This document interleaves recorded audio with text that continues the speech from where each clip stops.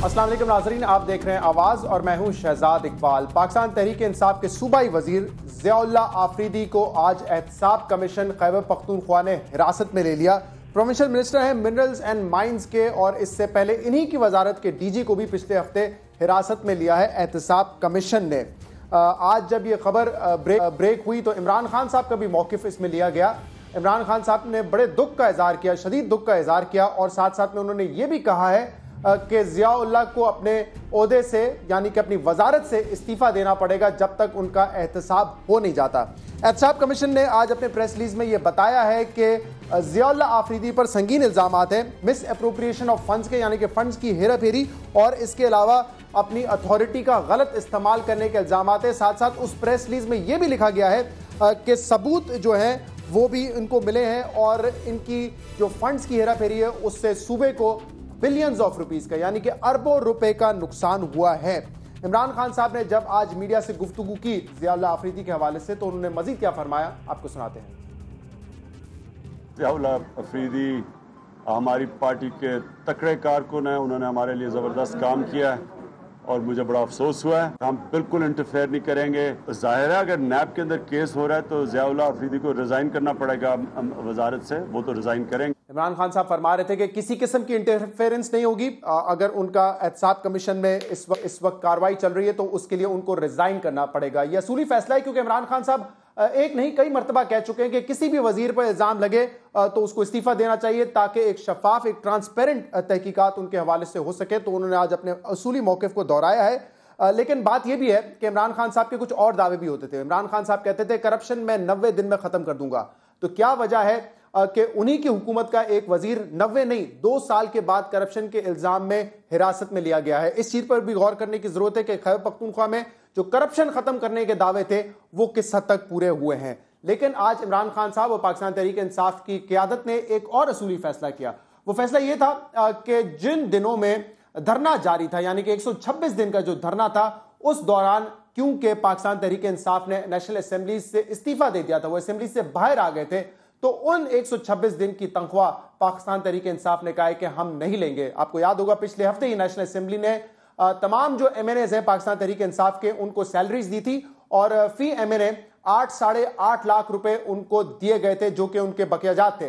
लेकिन अब पाकिस्तान तहरीक इंसाफ ने यह असली फैसला कर लिया है कि तमाम MNAs अपनी तनख्वाह वापस करेंगे। आपको यह भी बताता चलूं कि चंद ऐसे भी PTI के MNAs थे जिनमें डॉक्टर आरिफ अलवी साहब भी मौजूद है जिन्होंने ऑलरेडी ऐलान कर दिया था कि ये 8 लाख तनख्वाह जो हम लेंगे नेशनल असेंबली से, क्योंकि हम गैर हाजिर थे तो असली तौर पे हमें नहीं लेने चाहिए, लेकिन हम ये पैसे जो है वो शौकत खानम में डोनेट करेंगे। इस पर भी बात होगी और चंद और इशूज हैं जिन पर आज प्रोग्राम में रोशनी डालेंगे। मेरे साथ एक ब्रेक के बाद मौजूद फिरदौस आशिक अवान साहिबा, पीपल्स पार्टी से उनका ताल्लुक है, सीनियर रहनुमा है, और हमारे साथ होंगे इमरान इस्माइल साहब जिनका ताल्लुक है पाकिस्तान तहरीक इंसाफ से। इसके अलावा हमें ज्वाइन करेंगे स्टूडियो से डॉक्टर तारिक फजल चौधरी साहब। एक ब्रेक के बाद आपके सामने हाजिर होते हैं, हमारे साथ रहिए।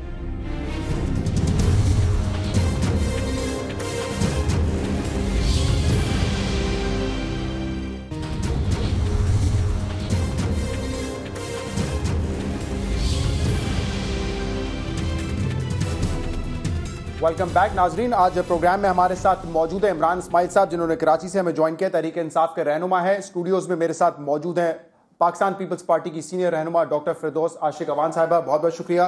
और कुछ ही देर में हमें ज्वाइन करेंगे डॉक्टर तारिक फजल चौधरी साहब जिनका ताल्लुक है पाकिस्तान मुस्लिम लीग नून से। इमरान इस्माइल साहब, आप ही से शुरू करते हैं। इमरान खान साहब ने कहा था कि 90 दिन के अंदर करप्शन खत्म हो जाएगी, लेकिन आज 2 साल बाद हम देख रहे हैं कि आपके एक सीनियर मिनिस्टर खैबर पख्तूनख्वा के minister for mines and minerals Ziaullah Afridi साहब पर इल्जाम है करप्शन का, अपने इख्तियारात को गलत इस्तेमाल करने का, और इसीलिए आज एहतसाब कमीशन ने उनको गिरफ्तार भी कर लिया है। जी शुक्रिया शहजाद। देखिए ये एक ऑनगोइंग प्रोसेस है और जिसमें आप देखेंगे कि पाकिस्तान तहरीक इंसाफ ही हर चीज़ में पहल करती है। यानी हमारे मिनिस्टर को सबसे पहले हमने अपने मिनिस्टर को भी, हमने 2 मिनिस्टर्स को खुद करप्शन के चार्जेस पे अपने वहाँ से निकाला, कोलिशन तोड़ी। उसके बाद हमारा एक मिनिस्टर जिनके ऊपर चार्ज था Ali Amin Gandapur, is a very good friend of mine और मैं समझता हूँ बड़ा साफ सच्चा आदमी है, लेकिन उसने अपने आप को पेश किया अदालत में, मिनिस्ट्री से रिज़ाइन किया, पार्टी से रिज़ाइन किया और फिर जाके वो अपना केस लड़ रहा है, प्लीड कर रहा है। अगर if he comes out clean, जो मुझे मेरी ख्वाहिश भी है और मुझे उम्मीद भी है इंशाल्लाह कि वो विल कम आउट क्लीन, तो वो वापस पार्टी में आएगा। अगर नहीं तो वो सज़ा का हकदार होगा। इसी तरह ये पहला मिनिस्टर है, सिटिंग गवर्नमेंट का पहला मिनिस्टर, जिसके ऊपर चार्जेस पे अरेस्ट किया गया है। उसको अभी प्रूव नहीं हुआ, चार्जेस पे अरेस्ट किया गया। और अगर वो उसने भी जाके ये प्रूव करना है कि वो इनोसेंट है, अगर वो नहीं इनोसेंट साबित होता तो उसको सज़ा मिलेगी और पाकिस्तान तहरीक इंसाफ उस सज़ा के बिल्कुल आड़े नहीं आएगी। जैसे हमने मिनिस्टर के अरेस्ट में बिल्कुल आड़े नहीं आए, हम खड़े हैं इस जगह। लेकिन आप मुझे बताएं, जो इनके अंदर करप्शन हो रही है, जो सारी चीज़ें हो रही हैं, किसी मिनिस्टर को उठा के देखें, हाथ लगाएं किसी मिनिस्टर को, देखें क्या ववेला मचता है। पीपल्स पार्टी ज़मीन आसमान एक कर देगी। ये तो मंजूर काका के ऊपर लेट गए, ये तो उनका मिनिस्टर को शर्जील मेमन को उठाए ना। दुनिया को पता है करप्शन कर रहा है, सारी दुनिया को पता है कि वो कितना पैसा मन रहा है यहाँ पे, क्या उसने कराची का हाल कर दिया।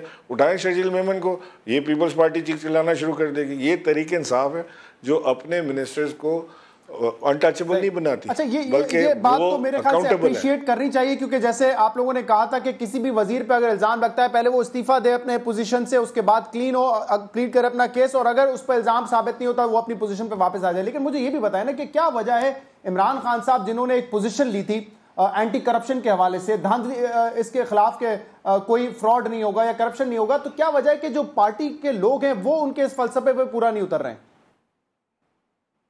नहीं, पूरा उतर रहे हैं। देखिए, ये चार्ज है और मैं समझता हूँ कि ज़ियाउल्लाह भी एक अच्छा शरीफ आदमी है। मैं I was very astonished to see कि ज़ियाउल्लाह को इस चार्जेस के ऊपर अरेस्ट किया गया है, और मेरी तो अल्लाह से दुआ है कि वो ही कम्स आउट क्लीन। लेकिन देखो ना शहजाद, आप ये तो देखो कि कहाँ वो करप्शन का क्या हाइट थी, क्या हाइप थी जो ANP के ज़माने में करप्शन हो रही थी, और कहाँ आ गई है बिल्कुल ये मिनिमल उस पर आ गई, जहाँ पे गवर्नमेंट ऑफिसर्स, ब्यूरोक्रेट्स आपसे रिश्वत लेने से इनकार कर दें, तो उससे बड़ी क्या आपको कामयाबी मिलेगी। मेरा ख्याल है कि हम बिल्कुल सही पाथ पे जा रहे हैं, और पाकिस्तान तहरीक इंसाफ अपने दावा जो किया था करप्शन के खिलाफ, उसमें बहुत हद तक कामयाब हुई है। डॉक्टर फिरदौस आशिक अवान साहब, इमरान इस्माइल साहब का कहना है ये करप्शन खत्म करना ऑन गोइंग प्रोसेस है। अभी भी अगर हमारा कोई वजीर करप्शन के हवाले से एहतसाब कमीशन ने उनको उठाया, हम उन्हें उनसे इस्तीफा मांगा है, इस्तीफा देंगे, अपना केस लड़ेंगे, अगर बरी हो जाते तो वापस आ जाएंगे। वो कह रहे हैं पीपल्स पार्टी में अगर कोई करप्ट हो और करप्ट हैं उनके ऊपर कोई हाथ डालता है तो शोर मचना शुरू हो जाता है कि जमहूरियत खतरे में पड़ गई है।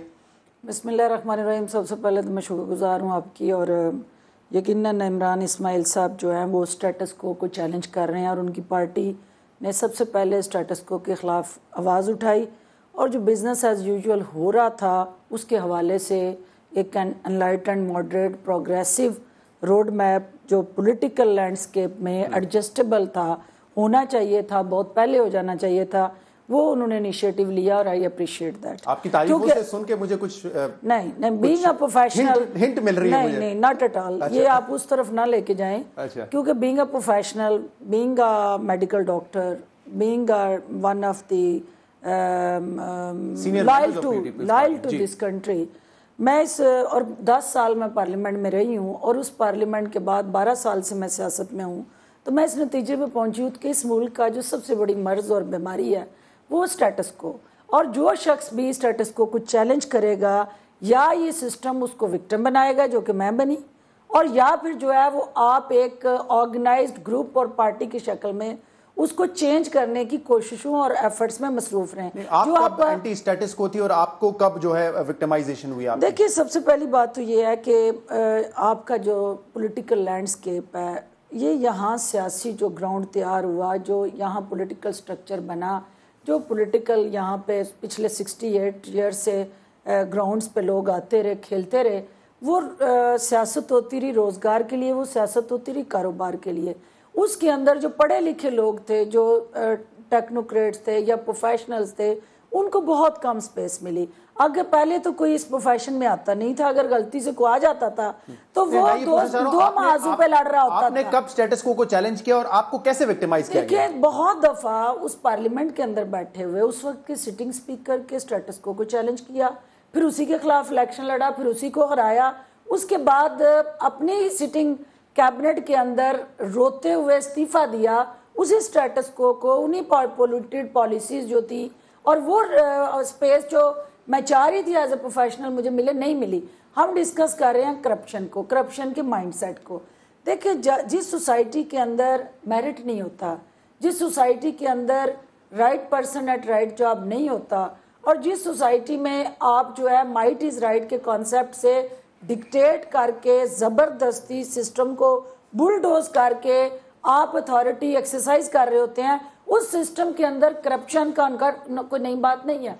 कोई उसके अंदर आप ये कोई नया फलसफा या वो नहीं है। अच्छा, कि मुझे एक चीज का जवाब दें। मैं अभी 2 दिन पहले ही जो नैब की जो लिस्ट गई है सुप्रीम कोर्ट में, आप कह रही हैं आपने स्टेटस को चैलेंज किया, लेकिन माजरत के साथ डॉक्टर साहब उसमें आपका भी नाम था। यही सजा है मेरी जी। आप मुझे सजा आपकी है या सजा लोगों को मिली है? नहीं, ये सजा मेरी इसलिए है कि 64 वजीर उस कैबिनेट के अंदर होंगे जो दूसरी तमाम पॉलिटिकल पार्टीज के होंगे। कितने लोग होंगे जिन्होंने वहाँ पे काम किया होगा, कोई पब्लिक वेलफेयर प्रोजेक्ट किया होगा। किसी हर बंदा जो इलेक्शन लड़ के आता है उसकी ख्वाहिश होती है कि वो अपने लोगों को रिलीफ दे। मुझे जिस नैब की इंक्वायरी के हवाले से वहाँ पे मेरा नाम पेश किया गया और मुझे शहीदों की लिस्ट में शामिल किया गया है, क्योंकि मैं तो सियासत कर रही थी सोशल वर्कर की। 10 साल पार्लियामेंट में रह के मैंने तो सियासतदान नहीं बनी हूँ, लेकिन थैंक्स टू नैब कि उन्होंने मुझे क्वालिफाई कर लिया सियासतदान होने के लिए, क्योंकि मेरे 10 साल में ना तो मैंने किसी पे FIR कराई, ना किसी ने मेरे पे FIR हुई। ये जो गया है नैब के अंदर इंक्वायरी मेरी गई है, ये बसेस हैं जो पब्लिक वेलफेयर प्रोजेक्ट है जो उस वक्त के प्राइम मिनिस्टर ऑफ पाकिस्तान ने वहाँ मेरी कॉन्स्टिट्यूएंसीज की रूरल वुमेन वेलफेयर प्रोजेक्ट के तौर पे शटल सर्विस के लिए दिया। और मतलब ये गलत इल्जाम में आप ऑफ कोर्स मैं उसको चैलेंज करने जा रही हूँ। मैं उसको सुप्रीम कोर्ट के अंदर जो है बाकायदा, क्योंकि एक बात मैं इमरान भाई के पास जाने से पहले आप सिर्फ मैं उसको क्लैरिफाई कर दूं कि देखिए इसमें कंप्लेनेंट है गवर्नमेंट ऑफ पाकिस्तान। एक गवर्नमेंट जो है वो उसका सिटिंग प्राइम मिनिस्टर अपने डिस्क्रिशनरी पावर्स यूज करते हुए ग्रांट इन एड करता है और दूसरी गवर्नमेंट आके कंप्लेनेंट बनती है। Why only that welfare project? वो 64 बाकी कैबिनेट के मिनिस्टर जो थे और उसमें एलिगेशन करप्शन नहीं है। पे भी हैं, उसमें यूसुफ रजा गिलानी साहब पर भी हैं। कह रही हूँ कि उन सबको होना चाहिए, नो नॉट एट ऑल। मेरे ऊपर एलिगेशन करप्शन नहीं है। मेरे ऊपर एलिगेशन क्या है कि मैंने मिस यूज ऑफ अथॉरिटी किया, मिस यूज ऑफ अथॉरिटी, यानी मैंने अपने हल्के में वो बसें ले गई क्योंकि मुझे नहीं लेके जानी सवाल करता हूं। लेकिन इमरान इस्माइल साहब, अभी आपने भी नैब की रिपोर्ट देखी होगी। मसला ये है कि एक तो नैब के केसेस पिछले 10-15 साल से चल रहे हैं, अभी तक वो भी साबित नहीं कर सके। लेकिन दूसरा बड़ा इशू ये है कि उसमें जिसका भी नाम आता है वो कहता है कि हमें सियासी तौर पर विक्टिमाइज किया गया है, इसलिए हमारा नाम वहां पर है। देखिए, नैब का जो इदारा है ना, ये एक आइडियली ये एक आज़ाद इदारा होना चाहिए, ऑटोनमस बॉडी होनी चाहिए। यहाँ पे होता यह है कि जो जिसकी गवर्नमेंट आती है वो आके नैब का सरबरा अपनी पसंद का आदमी लगाता है जो उनके कंट्रोल में रहे, जो उनकी करप्शनों को उजागर ना करे। और नैब को यूज़ किया जाता है ऑपोजिशन को सप्रेस करने के लिए कि जी ऑपोजिशन की फाइलें खोल के रखो और उनको भी उसके भी केसेस चलाओ ना, सिर्फ फाइलें खोल के रखो और पेशियाँ कराते रहो और कई साल पूरा टर्म हमारा गुजार दो। बस इसके लिए नैब को यूज़ किया जाता है पाकिस्तान में। जबकि दुनिया भर में जो अकाउंटेबिलिटी का इदारा होता है उसका सरबरा जो है वो पार्लियामेंट के अप्रूवल से लगता है। 2/3 मेजॉरिटी ऑफ द पार्लियामेंट उसको लगाती है। एक सेट टेन्योर उसको दिया जाता है कि आपकी 4 साल की नौकरी है। TOR उसको दिया जाता है कि आपका अभी भी आइन के मुताबिक नैब का जो चेयरमैन लगता है वो लीडर ऑफ द ऑपोजिशन और वजीर आजम की मुशावरत के बाद लगता है ना। दोनों जिस पर इत्तेफाक करेंगे वही नैब का चेयरमैन लगेगा। ये ठीक नहीं है, ये ठीक नहीं है।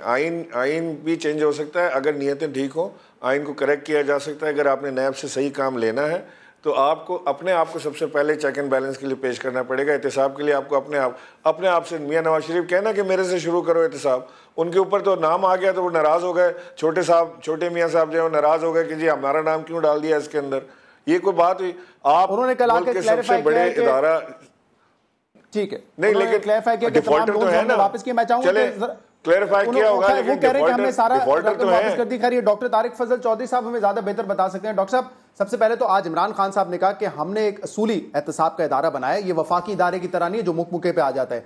हमारा इदारा ऐसा है कि हमारे सिटिंग मिनिस्टर को आज अरेस्ट किया गया है और वो इस्तीफा देगा, उसकी इंक्वायरी होगी, बरी हो जाता है तो वापस आ जाएगा। तो कह रहे हैं एक मिसाली हमने एक इदारा कायम किया है। बिस्मिल्लाहिर्रहमानिर्रहीम। देखिए, जहाँ तक ताल्लुक़ है पाकिस्तान तहरीक इंसाफ की हुकूमत का KPK में, मैं ज़ाती तौर पे भी और अवाम भी ये तवक्को कर रहे थे कि जिन ख्वाहिशात का जिक्र इमरान खान साहब ने किया कि अगर हम इक़्तिदार में आए तो हम ये चीज़ें अवाम को देंगे और सूबे में उनको हुकूमत मिली। लेकिन हम ये देख रहे हैं कि पिछले तकरीबन 2 साल जो हुकूमत को हुए हैं, उस वक्त से सिवाय धांधली के इल्ज़ामात के और दीगर भी मुख्तलिफ इल्ज़ामात जो उनसे बन सके उन्होंने लगाए, एक एक करके वो सारे गलत साबित हुए। हम तो पहले दिन से उनको ये कह रहे हैं कि आप अपनी परफॉर्मेंस से, अपनी कारकर्दगी से लोगों की तवक्कुआत पे पूरा उतरें और अपने सूबे को, जो चारों सूबे में मुख्तलिफ हुकूमतें, एक मॉडल बना के पूरे पाकिस्तान के सामने पेश करें। वो तजवीज़ तो आपके साथ चलेंगे। लेकिन आज जो इकदाम लिया है उसको अप्रिशिएट करते हैं। एक तो अपने वजीर से रिजाइन भी लेंगे क्योंकि उनका नाम आ गया इंक्वायरी में, और दूसरा वो कह रहे हैं ऐसा एहतसाब का इदारा होना चाहिए सूबों में भी, वफाक में भी। देखिए, वफाक में जो इदारा है वो एक आइनी तरीके से बना है, उसमें किसी फ़र्द का नाम नहीं है कि ये इदारे में मियां नवाज शरीफ की मुशावरत होगी या किसी और की मुशावरत होगी।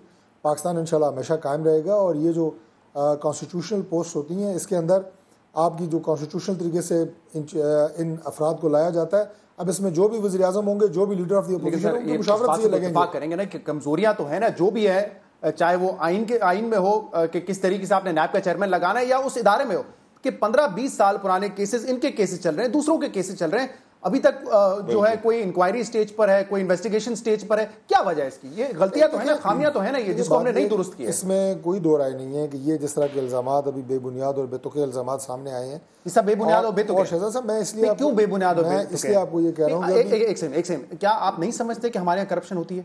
क्या आप नहीं समझते कि हमारे यहाँ सियासतदानों ने अपनी आमदनी से ज्यादा असासे बनाए? मैं ये अर्ज करता हूँ कि बेबुनियाद और बेतुके मैंने इसलिए कहा कि इमरान मियां नवाज शरीफ साहब पे और वज़ीर-ए-आला पंजाब से, जो पंजाब है, शहबाज शरीफ, उन पर इल्ज़ाम ये लगता है कि रायवेंड की रोड उन्होंने बनाई।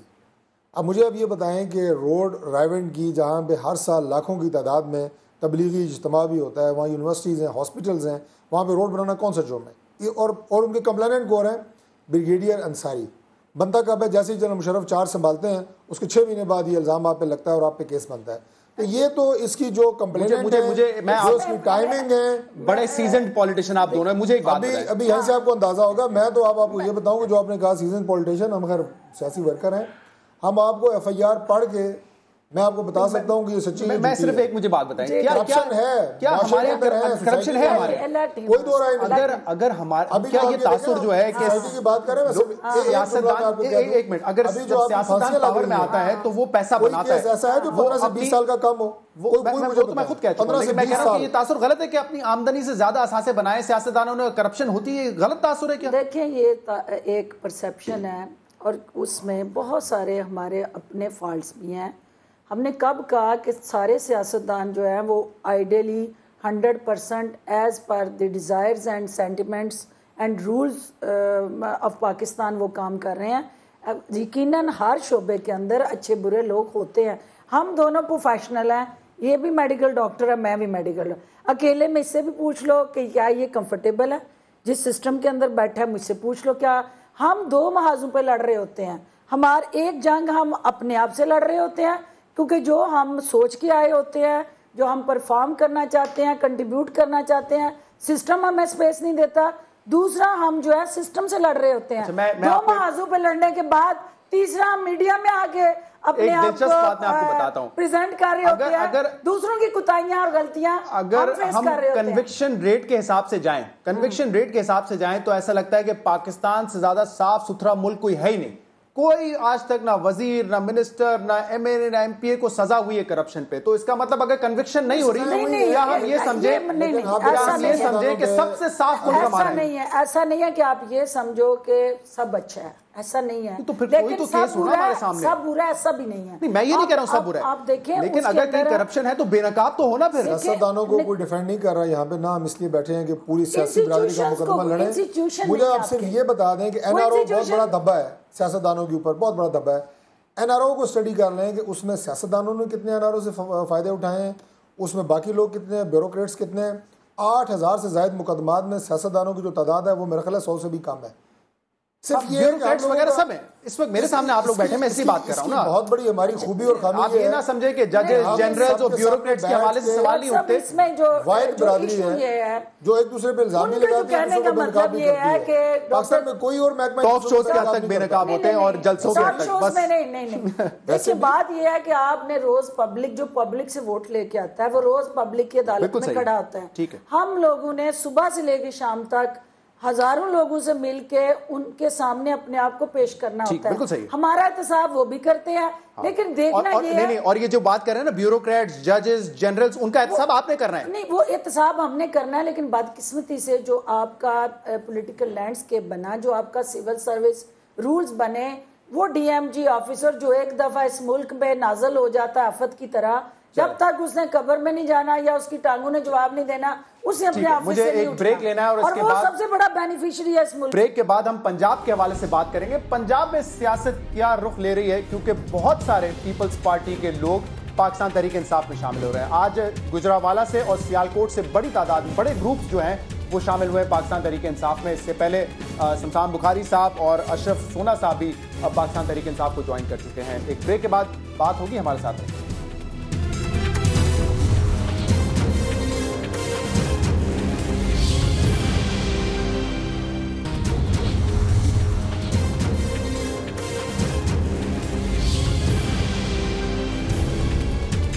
वेलकम बैक नाजरीन। इमरान इस्माइल साहब, आज भी बड़ी तादाद में जो है पीपल्स पार्टी के लोग आपकी पार्टी में शामिल हुए हैं और कह रहे हैं कि और भी बहुत सारे लोग हैं। मैं सुनाना चाहूंगा पहले आपको जरा कि इमरान खान साहब आज क्या कह रहे थे, के हवाले से जब सवाल किया गया कि ये आपकी पार्टी में शामिल हो रहे हैं। जी सुनाइए। जो लोग आ रहे हैं तहरीक इंसाफ में, हम बिल्कुल उनको लेंगे। नए लोग आना एक पार्टी का खून होते हैं, पार्टी तो बढ़ती है जब उसके अंदर लोग आए। उन इलाकों में से लोग आ रहे हैं जिधर तहरीक इंसाफ जिन डिस्ट्रिक्ट्स में कमजोर थी पंजाब में। पीपल्स पार्टी वाहिद पार्टी थी, कहते नेशनल लेवल पे, फेडरल लेवल पे, उनका नजरियाती कारकुन आ रहा है हमारे पास। जी इमरान इस्माइल साहब, इत्तेफाक करते हैं आप इमरान खान साहब की इस बात से कि नए लोग आना पार्टी का नया खून होते हैं। पीपल्स पार्टी के जो नजरियाती लोग थे वो हमारी पार्टी में शामिल हो रहे हैं, खासतौर पर उन हलकों से जहां पे हम कमजोर थे। नहीं, जाहिर है, ये कौन सी पार्टी इनकार करेगी कि अगर कोई नज़रियाती लोग शामिल हो रहे हों या ऐसे लोग शामिल हो रहे हों जो अपना एक हमेशा से नज़रिए की सियासत की हो उन्होंने, अगर वो आपके पास आ रहे हों तो एवरीबडी विल वेलकम देम। बस ये है कि कोई करप्शन का बैगेज ना हो पीछे बाकी। नहीं, लेकिन ये तो इलेक्टेबल्स भी है ना, जिनको इलेक्टेबल्स कहते हैं। करप्शन का या कोई ऐसा वेमेंट उनके ऊपर इल्ज़ाम ना हो, बाकी कोई प्रूवन चीज़ ना हो, कोई ऐसा इल्ज़ाम ना हो जिसको आप डिफेंड ना कर सकें, कोई ऐसा शख्स ना हो। बाकी तो everybody is welcome to join the party. फिर ये जिस वक्त आप टिकट दे रहे होते हैं या आप कोई पार्टी पोजीशन दे रहे होते हैं, कौन सी ऐसी पार्टी है जो कि इन लोगों को, अगर आपको आवाज आ रही हो इमरान साहब। जी जी जी जी हाँ जी, मैं ये कह रहा हूँ आपसे, आप कह रहे हैं कौन सी ऐसी पार्टी है जो इनकार करेगी इन लोगों को लेने से। एक पार्टी थी और उनके सरबराह की मैं आपको बात सुनाना चाहूंगा, वो क्या कहते थे। जी सुनिए। हम आजाद करना चाहते हैं पाकिस्तान को इलेक्टेबल्स की सियासत से। हम अपनी तंजीमों के जरिए इलेक्शन लड़ाना चाहते हैं, जो आएगा ऊपर वो हमारी तंजीम पे आएगा। आपने इन इलेक्टेबल्स से पाकिस्तान को आजाद करना है। ये जब तक रहेंगे इस पाकिस्तान का स्टेटस को टूट ही नहीं सकता, क्योंकि इनकी जात के लिए ये मुल्क को बेचने के लिए तैयार है। ये हैं पाकिस्तान के मीर जाफर और मीर सादिक। तहरीक इंसाफ इलेक्टेबल्स पे डिपेंड करने वाली पार्टी नहीं है, ना थी। एक मुजरिम को जो राजा रेंटल है उसको इन्होंने वजीर आजम बना दिया। इन इलेक्शन से मिलकर तो आसिफ जरदारी को सदर बना दिया, जिसको 3 हुकूमतों ने जिसके ऊपर 140 अरब रुपए की करप्शन लगाई। तो इन इलेक्टेबल्स ने तो पाकिस्तान को तबाह किया। जी इमरान इस्माइल साहब, ये आप ही की पार्टी थी और आप ही के चेयरमैन थे जो कि अब से 2-2.5 साल पहले ये कह रहे थे कि इलेक्टेबल्स ने मुल्क को बेच दिया, जालिम है, स्टेटस को है। इन्हीं जैसे लोगों, इन्हीं इलेक्टेबल्स की वजह से आसिफ अली जरदारी साहब जैसे लोग सदर बन जाते हैं, राजा रेंटल जैसे लोग वजीर आजम बन जाते हैं। आज इन इलेक्टेबल्स को आप डिफेंड कर रहे हैं। शहजाद, मैं उन इलेक्टेबल्स को डिफेंड नहीं कर रहा। देखें, मैं आपको एक बात, छोटी सी बात कहता हूँ। जैसे फिरदौस आशिक अवान है, बिल्कुल क्लीन स्लेट के साथ हैं, she is a very well respected woman, और अगर ये पीटीआई ज्वाइन करती हैं तो 100 बिस्मिल्लाह। जैसे मिसाल के तौर पे अगेन मैं आपसे कहता हूं में नाम है इनका, अभी ना क्लीन करें। कमर जमान कायरा साहब, कमर जमान कायरा साहब, नहीं सुने ना, कोई इंक्वायरी मतलब कमर जमान कायरा साहब, इनकी इंक्वायरी इख्तियारात के तजावुज से फैसला नहीं हुआ कि उसको मारने वाला। मुकम्मल कर लें। अच्छा फिरदौस साहब, मैं थोड़ी सी अर्ज कर लूं। मिसाल के तौर पे कमर जमान कायरा है, अब कमर जमान कायरा इलेक्टेबल भी है और he is so widely respected, सच्चा आदमी जो सियासत में उसने नज़रिए पे सियासत की, सच्चा आदमी, जिस पार्टी में भी जाए लोग लेंगे।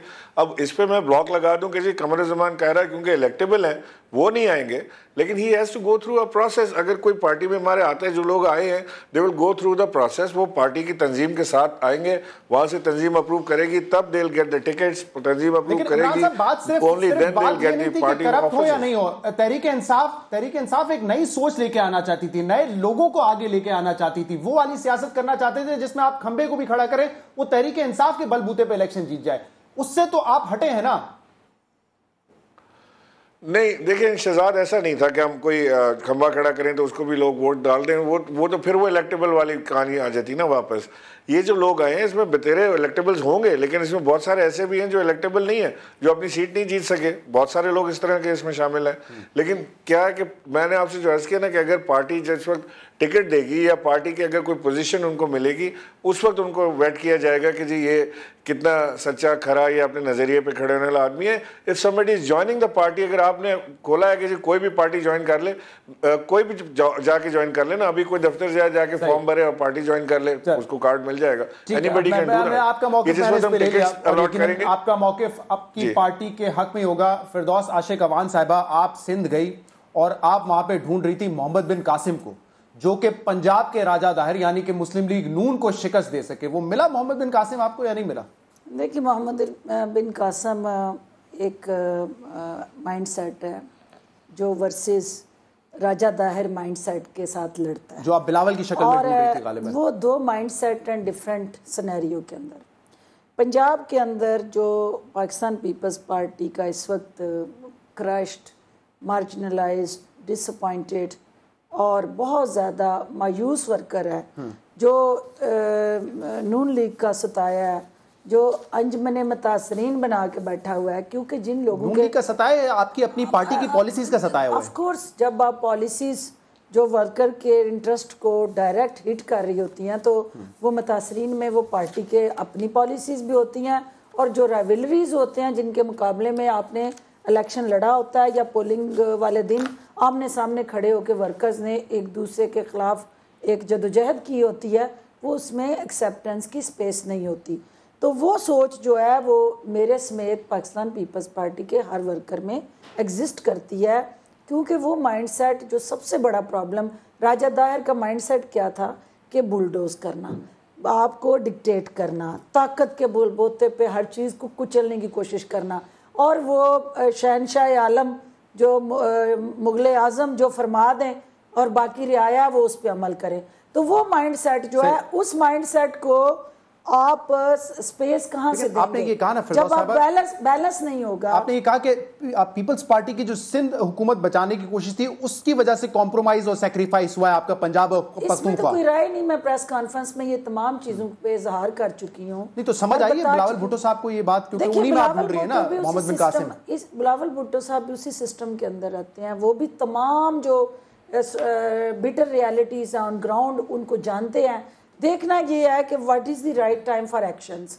मैं ये चाहती हूँ, ये मेरा ज़ाती फैसला हो सकता है, ज़रूरी नहीं है पार्टी पॉलिसी हो, लेकिन being the one of the public representatives, मेरा उनकी नब्ज़ पे हाथ है, और मैं समझ रही हूँ कि इस वक्त पाकिस्तान और पंजाब की आवाम ये चाहते हैं कि ये यकतरफा इश्क जो हम नून लीग के साथ कर रहे हैं, हमारी क़यादत ने जो वन साइडेड इश्क किया इसका फैसला हो गया, मुख्तसर इससे जान छुड़ाई जाए और जल्द इनसे अलहदगी इख्तियार हो, ताकि हम एक इंडिपेंडेंट पार्टी के तौर पे ये होने वाला है। देखिए ये शिकायत मैं मुख्तसर करूंगा, डॉक्टर साहब को टाइम देना है मुझे।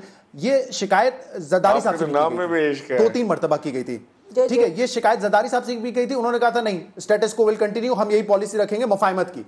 अब क्या है, कोई चेंज आने वाला है इसमें? चेंज नहीं आएगी तो पाकिस्तान पीपल्स पार्टी के लिए पंजाब और पूरे पाकिस्तान में और आप रवाना हो जाएंगी तहरीक इंसाफ की तरफ? कहीं नहीं रवाना होंगे, इसी पार्टी में बैठ के जहाद करेंगे और अपने हकूक के लिए भी लड़ेंगे और अपने वर्कर्स के राइट्स को भी लेंगे। नून लीग कैसे देख रही है इस तब्दील होते हुए सिनेरियो को, जहां पे पीपल्स पार्टी के लोग जिनको रिजेक्ट किया है बहुत सारे लोगों को 2013 के इंतखाबात में, अब वो जा रहे हैं तहरीक इंसाफ में, तो तहरीक इंसाफ का अपना वोट होगा और ये इलेक्टेबल्स का वोट होगा?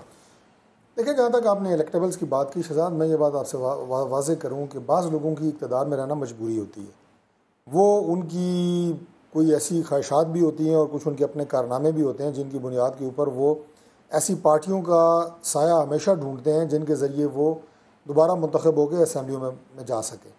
अगर उनमें खिदमत का इतना ही जज्बा हो तो जिन पार्टियों में वो मौजूद रहे, वहाँ पे वो मेंबरान पार्लियामेंट भी रहे, वज़रा भी रहे, और उसके बाद वो पार्टियों में रोना धोना करें और ये कहें जनाब कि हम सताए हुए हैं और हम मजलूम हैं। मैं ओवरऑल बात कर रहा हूँ कि इलेक्टेबल लोगों की ये मजबूरी होती है, ये सो कॉल्ड जो इलेक्टेबल हैं और वो अपने हलकों में असर रसूख भी रखते हैं। जहाँ तक ताल्लुक है मफामत का और पाकिस्तान पीपल्स पार्टी के लोग, मैं जनरल बात कर रहा हूँ, डॉक्टर साहिबा का ज़ाहिर अपनी एक शख्सियत है, मैं इनके हवाले से नहीं जनरल बात कर रहा हूँ। ये गिला जरदारी साहब से मैं अर्ज़ करता हूँ, ये गिला जरदारी साहब से कि जनाब ये बड़ी मफामत की पॉलिसी हो रही है और नून लीग और वो आपस में शेर व शक्कर हो गए हैं। मैं 2004 से अपनी पार्टी का यहाँ मुस्लिम लीग नून का इस्लामाबाद का सदर हूँ। मुझे ये एजाज़ हासिल है कि ARD की alliance for restoration of democracy की यहाँ पे जितनी मीटिंग्स हुई वो मैंने यहाँ पे उसकी शर्फ मेज़बानी मुझे हासिल हुआ। वो क्या था जिसमें इमरान खान साहब भी थे, पाकिस्तान मुस्लिम लीग नून भी थी, पाकिस्तान पीपल्स पार्टी भी थी, सारी जमातें थी, हम सब इकट्ठे थे, एक जलसे से हम खिताब करते होते थे, सारी जमातें एक जगह बैठते थे, एक जगह रैलियाँ निकालते थे। क्या वो अफ़ाम तफ़हीम नहीं थी? वो भी एक जद्दोजहद का हिस्सा था। आज भी मुल्क में अगर हमने जब दहशतगर्दी के खिलाफ जंग की बात की, सारी जमातें इकट्ठी, मफामत नहीं थी। कराची में अमन के हवाले से हमने ऑल पार्टीज कॉन्फ्रेंस की मफामत नहीं थी। ये कौन सी नई मफामत है कि जरदारी साहब हमारे साथ कर रहे हैं? ये सब बातें तो फील कर रही है अगर फील कर रही है कि हम बड़े सॉफ्ट है नून लीग के लिए, तो कोई ना कोई वजह होगी। अपने इनके ख्यालात हैं, मैं उनका एहतराम करता हूं। आपने मेरे साथ सिर्फ ये मेरा काबिल एहतराम भाई बिठा दिया जिसकी कंट्राडिक्शन हम दोनों आपस में नहीं कर सकते। लेकिन इशू ये है कि हम अपने अपने प्लेटफॉर्म पे बैठे अपनी अपनी जमात की पॉलिसीज जो डिफेंडेबल है उनको डिफेंड करेंगे। जहां हमारा कंसर्न है कम से कम मैं कर सकती हूँ, क्योंकि मेरी पार्टी में जमहूरियत है, वहाँ मेरी क़यादत सुनती है। इनकी जो है वो इनकी तरफ से मसाइल है, क्योंकि यहाँ पे ये लब आजाद नहीं है, हमारे लब आजाद है। मैं ये अर्ज करता हूँ, जहाँ तक पीपल्स पार्टी के कमज़ोर होने का ताल्लुक है, हमें ज़ाती तौर पर बहैसियत पार्टी के इस बात का अफसोस है, इसलिए कि हम पीपल्स पार्टी को एक फेडरेशन की जमात समझते हैं। पीपल्स पार्टी को सिर्फ रीऑर्गेनाइज होना है, ठीक है, रीऑर्गेनाइज करने की जरूरत है। वो जो पॉलिसीज हैं जो कि वर्कर्स के राइट्स के साथ कंट्राडिक्टरी हैं, मुझे उनको ठीक करना है, क्योंकि हम अपोजिशन की। मुझे क्विकली बता दें, मैंने जो इमरान खान साहब की दो बातें सुनाई, एक आज का उनका मौक़िफ़ और जो पुराने क्लिप्स मैंने सुनवाए, आपको लगता है कोई यू टर्न लिया इमरान खान साहब ने अपनी पॉलिसी में और कुछ सीखा है 2013 के इलेक्शन के बाद? देखिए जी, पाकिस्तान तहरीक इंसाफ का एक बड़ा खासा है कि इन्हें ये याद नहीं रहता कि उन्होंने कल क्या कहा था। हर नया दिन इनका नया बयान होता है, हर नया दिन इनका एक नई स्ट्रेटजी होती है और उन्हें बिल्कुल ये याद नहीं रहता। और मैं तो ये मशवरा दूंगा इनको कि इन्हें साथ अपने को कम से कम ऐसा एक कोई असिस्टेंट बादाम खाएं सुबह उठ के, ताकि याददाश्त, कोई ऐसा असिस्टेंट सेक्रेटरी रखना चाहिए जो उन्हें ये कहे कि कल आपने क्या कहा था। ये सारी बातें जो है ना, जो इलेक्टेबल्स की मैंने बात कर रहा हूँ, ये सारे लोग ये सिर्फ इसलिए ले रहे हैं कि कल जब इलेक्शन होगा तो ये लोग जीतने की सलाहियत रखते हैं। इन्हें इनके किरदार से, इनके माजी से इनको कोई ताल्लुक नहीं है। पाकिस्तान तहरीक इंसाफ का वो फलसफा जिसके तहत ये लेक्चर और दर्स और भाषण देते हैं, वो बिल्कुल एक अलग चीज़ है। और ये लोग जो इन लोगों का आप सारा बैकग्राउंड देखें, मैंने कहा कई दफ़ा ये इलेक्ट होके आए हैं, आज क्या पाकिस्तान तहरीक इंसाफ जाएंगे तो क्या किसी बहशी दरवाजे से गुजर? जी इमरान साहब ये कह रहे हैं तारीख नहीं देखी जाती कि कौन बंदा आ रहा है, बस ये देखा जाता है कि वो जीतने की सलाहियत रखता है या नहीं रखता है। और इसीलिए मैं आपको ये भी बताऊं इमरान साहब, क्योंकि इनमें से बहुत सारे लोग ऐसे हैं जिनको लोगों ने रिजेक्ट किया है पीपल्स पार्टी के पंजाब में, उनकी परफॉर्मेंस, उनकी गवर्नेंस की वजह से। तो अब उन लोगों को आप अपनी पार्टी में लेकर आ रहे हैं, तो लोग क्या सोचेंगे कि इन लोगों को तो अभी हमने रिजेक्ट किया था, उससे पीपल्स पार्टी में थे। मिसाल के तौर में पूरी आपने कायरा साहब का नाम लिया, वो हारे हैं इलेक्शन, फिरदौस आसिफ अवान साहिबा हारी हैं इलेक्शन, बहुत सारे हार जीत इलेक्शन में तो हार जीत का हिस्सा है। इसका मतलब कायरा साहब अगर इलेक्शन हार गए तो इसका मतलब वो गंदे आदमी हो गए या रिजेक्टेड हो गए। लोगों ने उनको रिजेक्ट किया है क्योंकि उन्होंने डिलीवर नहीं किया। मैंने गंदे नहीं कहा, मैं कह रहा हूं लोगों ने पीपल्स पार्टी की किसी पॉलिसी से इख्तिलाफ होगा, किसी पीपल ये अभी बैठे मेरा भाई, आप इनसे पूछें कि क्या कायरा साहब अच्छे आदमी है कि नहीं है, अभी ये आपको बताएंगे, हालांकि इनके अपोजिशन में है। लेकिन मैं एक चीज आपको बुरा होना और डिलीवर करने वाले शख्स में भी तो फर्क करना है ना। चौधरी साहब को ये बताएं, मेरी बात सुनिए सर, तारिक फजल चौधरी साहब को ये बताएं कि पहले तो ये कहें चमन पराश, वो आता है याददाश्त तेज करने के लिए, मैं 3 महीने में बिजली ला दूंगा, 6 महीने में ला दूंगा, साल में ला दूंगा, 4 साल में ला दूंगा। उसके बाद जरदारी को मैं गले से पकड़ के पेट फाड़ के पैसे निकालूंगा, गले से पकड़ के रोड पे घसीटूंगा, कराची आके माफिया मांगना। ये क्या यूटर्न नहीं है तो क्या है? लोगों से एक मिनट हैंग ऑन, जब मेरे सिर्फ सुन लें कि क्या क्या इनको याद दिला देता हूं मैं। हमने मुशर्रफ के साथ कोई एग्रीमेंट नहीं किया, मुशर्रफ झूठ बोलता है। उसके बाद जब एग्रीमेंट आ गया सामने माफीनामा, तो नहीं जी 5 साल का नहीं 10 साल का था, 10 साल का नहीं 5 साल का किया था। ये सब झूठ कौन बोलता रहा है? ये तो अगर हमें यू टर्न कह रहे हैं, ये तो उल्टा चोर कोतवाल को डांटे वाली कहानी है। मुझे तो कारनामे याद कर ले सारे पहले। इमरान साहब एक चीज का जवाब दे दे, मैं आपसे तीनों से लेना चाहूंगा। पहले इनसे, आज ये फैसला भी किया असूली फैसला तहरीक इंसाफ ने कि जिस वक्त हम धरने में थे उस वक्त की तनख्वाह नहीं लेंगे, नेशनल असेंबली से वापस कर देंगे तनख्वाह। सही फैसला है आपके ख्याल में? जल्दी से बता दें। बिल्कुल सही फैसला है जी। जो वक्त इन्होंने असेंबली में और असेंबली के बजट में सर्फ नहीं किया, मैं नहीं समझता कि ये इस्तेकाक रखते हैं कि उस दौर की तनख्वाह इनको दी जाए, और ये फैसला किया तो अच्छी बात। डॉक्टर साहब, असूली फैसला है, ठीक फैसला है? देखिए, ये वो एक नई हिस्ट्री लिखी है इन्होंने, एक ट्रेंड सेट किया है कि बेनिफिशियरी वो होता है जो डिलीवर करता है, जो पब्लिक रिप्रेजेंटेटिव है। जब उसने पब्लिक को सर्व नहीं किया, उस पार्लियामेंट के अंदर बैठ के लेजिस्लेशन नहीं की, उसमें तो शहबाज शरीफ साहब भी आ जाएंगे, 2 सेशन अटेंड किए थे 8 महीने में, रोल प्ले नहीं किया, तो उसको हक हासिल नहीं है कि वो तनख्वाह। ठीक है, बहुत बहुत शुक्रिया आप तमाम लोगों का, डॉक्टर साहब आपका भी, डॉक्टर साहब आपका भी, और इमरान साहब आपका भी। लेकिन जो बात डॉक्टर फिरदौस आशिक रवान साहब ने की, उसके बाद ये भी देखना पड़ेगा 8 महीने में 2 सेशन नवाज शरीफ साहब ने अटेंड किए थे, और मेरे ख्याल से 8 महीने में 2 सेशन ही शहबाज शरीफ साहब ने भी अटेंड किए थे। क्या उनको भी अपनी तनख्वाह वापस करनी चाहिए? बिल्कुल वापस। इस पर अगले प्रोग्राम में इंशाल्लाह बहस करेंगे। इस प्रोग्राम का फीडबैक आप हमें दे सकते हैं हमारे सोशल मीडिया पर। इजाजत दीजिए, अल्लाह हाफ़िज़।